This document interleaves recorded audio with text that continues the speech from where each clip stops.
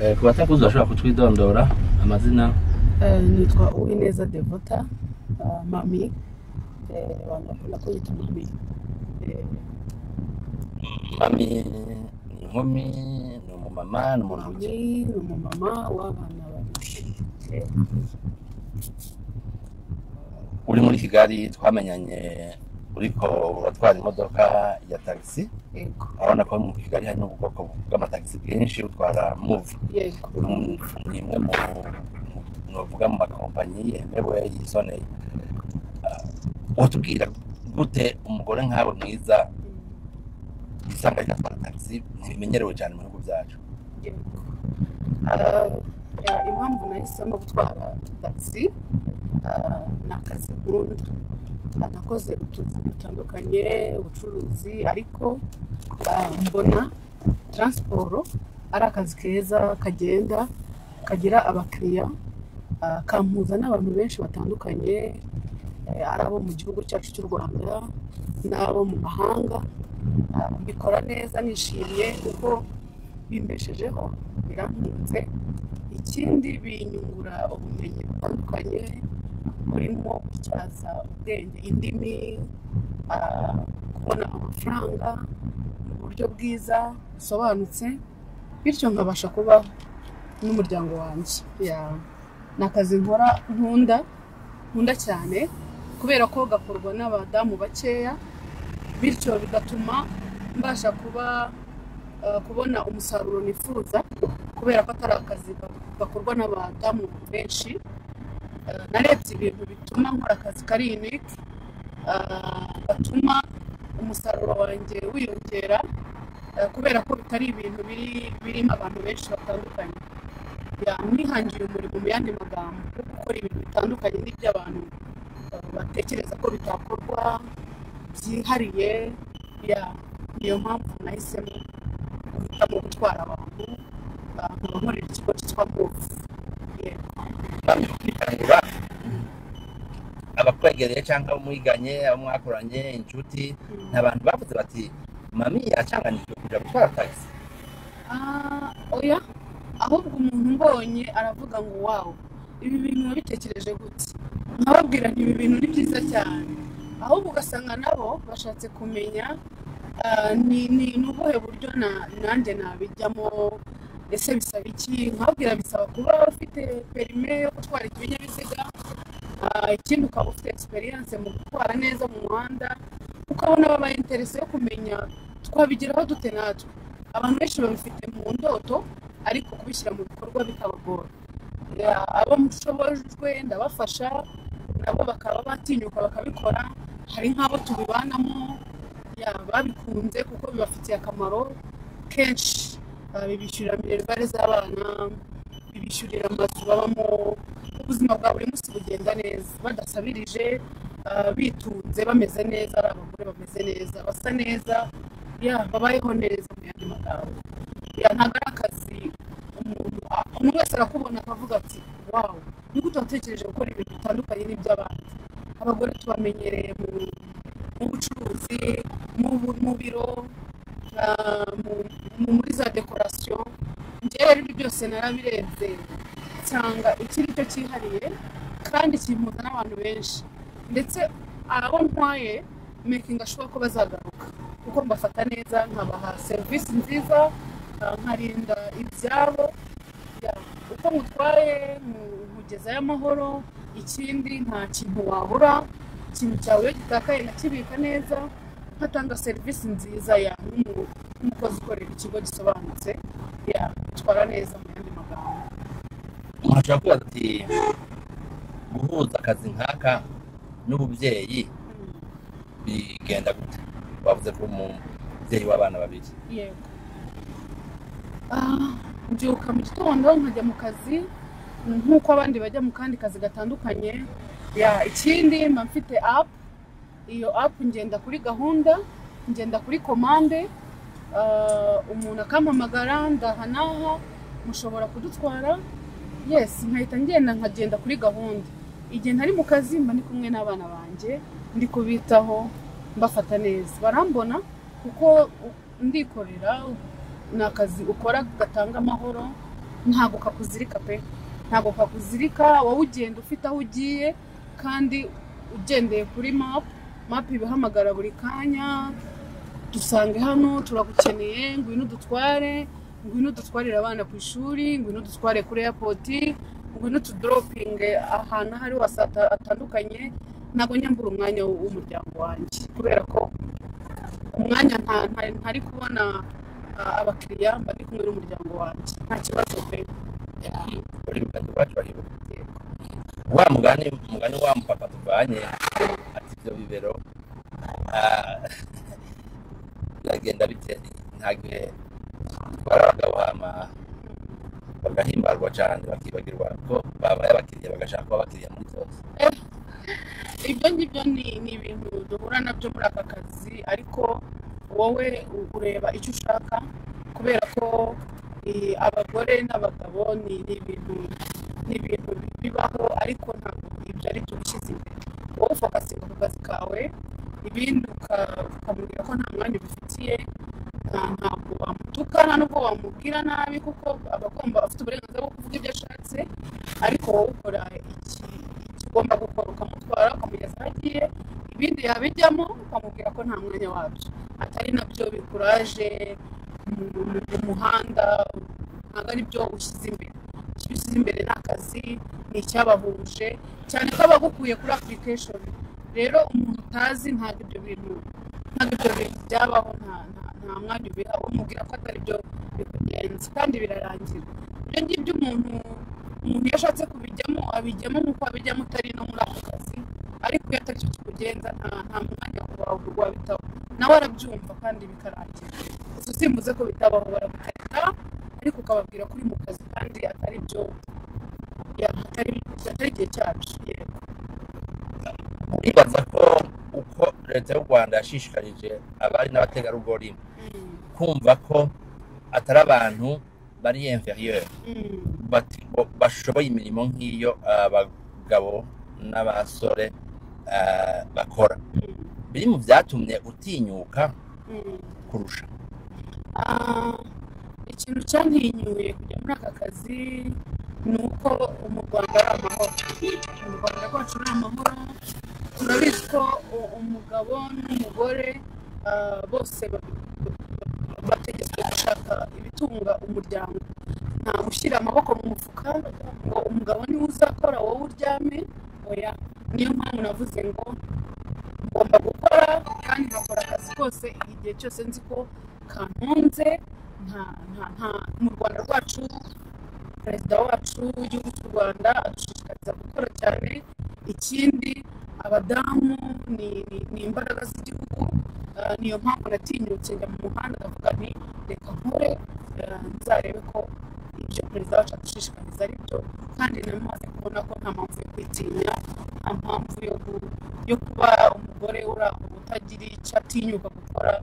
oya, ndetse ibintu byose bigutunze ndabikora rwose. umuntu ashaka kuvuga ati wigorera iki? uri umugore mwiza, urigorera iki? wigora nyonga, urwana na wili wakwamikana. ibyo ngibyo duhura nabyo, murakubwira ngo kuki uvunika, kuki, nawe ukamubwira ati nuko nzi icyo nshaka. inzozi zawe iyo uzigezeho, inzozi zawe zikaba impamo, ayo magambo y'urucantege aba ataye agaciro. urikorera iki? nkamubwira nti njyewe mfite intego y'ubuzima bwanjye, ntabwo iyi ntego y'ubuzima bwanjye ari ugutega amaboko, ntabwo ari ugusabiriza, niyo mpamvu nkora cyane. ukababwira ko gahunda ari ugushaka amafaranga kandi mu buryo busobanutse. kwigora nawe kandi birangira nawe akunze iyo talent yawe, akagushima akavuga wahisemo neza, uri umugore uzi gufata icyemezo, ikindi wahisemo akazi keza kadakorwa n'abantu benshi, bikarangira agushyigikiye anagushimiye kubera ko wahagaze ku cyemezo cyawe. Ego twavuga rero uti mu gihe uzi icyo ushaka uragiharanira.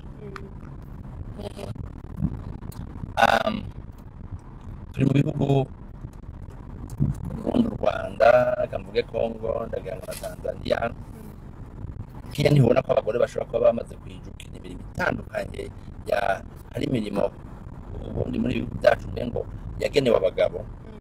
Niki uhanura abakenyezi, abapfasoni, abigeme bagenzi babo muri ibihugu byacu bakibaza ko hari imirimo yagenewe abagabo gusa?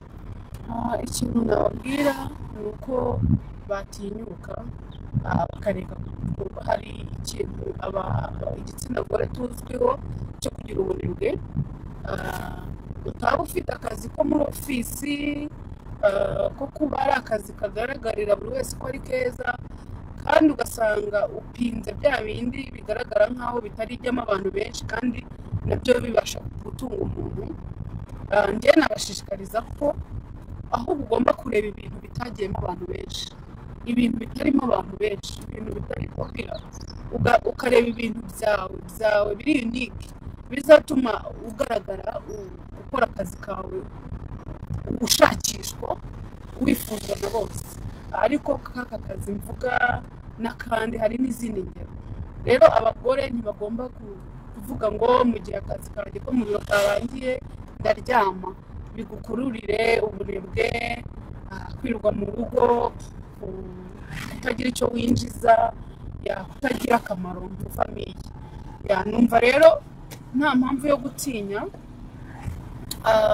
ugomba kwiyasosiya n'abandi ukamenya ni iki nakora gituma nkura amaboko mu mufuka, nkura ubunebwe. Usanga ibyo ngibyo nabyo bigukururira mu ngeso mbi, kubaho ntacyo ukora, ntacyo winjiza, ugasanga ufite umwanya wo guta, ugasanga abadamu twe tugirana byinshi, ugasanga abantu uhoze mu birori bitari ngombwa, uhoze mu dukungu tw'abagore dukurura n'ibindi bintu bitari byiza. Ariko iyo ufite akazi kawe uri bize ako ariko kose gapfa kuba kagutunze, nta mwanya ubona wo guta, nta mwanya ubona wo gutakaza. Ariyo mpamvu nabwira abadamu ngo bashyira imbaraga mu kumva ko bihebye, baheranwe n'agahinda, baryamye shaka akazi, bazati se ibi bintu nabigeraho gute, ibintu nabikora gute, ese bisaba iki? Ubura umuntu ushabutse ubaza amakuru. Icya mbere ni amakuru. Iyo umenya amakuru ntabwo wabona umwanya wo kuryama, ntabwo wabona umwanya wo kuvuga utugambo, ntabwo wabona umwanya wo kujya ahatari ngombwa, ntabwo wabona umwanya wo gutakaza. Abagore rero, tugomba kumenya ko igihugu cyacu kidushishikariza gukora kandi cyaduhaye ijambo nk'abagore. Niyo mpamvu ikintu cyose umugore akoze muri iki gihugu cyacu cy'u Rwanda kigira imbaraga, kubera ko baradufasha mu buryo bwose bushoboka. Badufasha kuba twabona inguzanyo ibyo dukora, badufasha kuba nta waduhohotera. Ntekereza ko umuntu ushatse guhohotera umugore ntabwo agubwa neza. Rero niyo mpamvu nashishikariza abagore be kugira ibitotsi, be kuba abanyantege, oya ntibakore rwose. Kandi icyo umugore akoze, abagore bagira imbaraga nyinshi mu buryo bumwe cyangwa ubundi. Barera abana, bakora inshingano z'urugo, bakora akazi. Rero urumva umugore yisobanukiwe, azi neza ko abagore ari abanyembaraga, ntabwo yaryama. Abagore dukore kugira ngo buri wese kujya mu murimo, kwagura umukarani, wikorera imifuka, umurimyi, kugira mbere no ku mutwe w'igihugu. Ndizera ko hari ikintu avuga ati iki iyo ndagikoze mu byo njejwe kirampimbara cyane kurusha. Nani wowe ni kihe kintu kikuryohera cyane kurusha mu mwuga wawe? Uti uyu munsi nishije amafaranga, ariko bamuvuga uti nyene rwabuze wawe hirya kwinjiza amafaranga. Ikintu kiryohera cyane ni uko aka kazi gasaba kuba utari umunebwe, kuba wabonye amafaranga. Icyo ni icya mbere, ubwo bigufasha no kubaho neza. Icya kabiri, wungutse abantu. Buri munsi wunguka inshuti, buri munsi wunguka abantu, wunguka abamama, wunguka abasaza, wunguka abakecuru, wunguka abana, wunguka inshuti hirya no hino. Ndahamya ko muri Kigali no mu ntara no mu nkengero maze kugira inshuti nyinshi nyinshi zitandukanye nahuriye nazo mu kazi, namwe murimo vraiment tukimenyana, mwahise mukunda serivisi ntanga. Rero birashimisha kuba maze kugira abantu benshi batandukanye. Telefone yanjye ntabwo ijya imara umunota itarahamagara. Kubera iki? Kubera ibyo nkora bihawe agaciro n'umuntu uwo ari we wese. Ukubona akakugirira impuhwe akavuga ati wow, ibintu wabikoze gute, ukaganira nawe mukaba inshuti, nyuma y'akazi mukaba n'inshuti, mukaba inshuti. Kandi icya mbere kugira inshuti nibwo butunzi bwa mbere, kugira abantu nibwo butunzi bwa mbere. Nunguka abantu rero, nyuma yo kuba nabona amafaranga, nunguka inshuti, nunguka abavandimwe, nunguka abantu banganiriza ubuzima bwanjye bukaryoha. Sinigunge umwanya w'ibibazo n'ibitekerezo byinshi ndetse n'ibitekerezo bipfuye, simbibonera umwanya. Niyo nyungu numva nakura mu kuba nyuma y'akazi. Ikindi kintu cyiza ukuramo ni iki, ni uko mpura n'abantu kandi batandukanye bafitiye akamaro, abantu beza cyane. Murakoze. Mami, mu myaka nk'itanu imbere yibona he?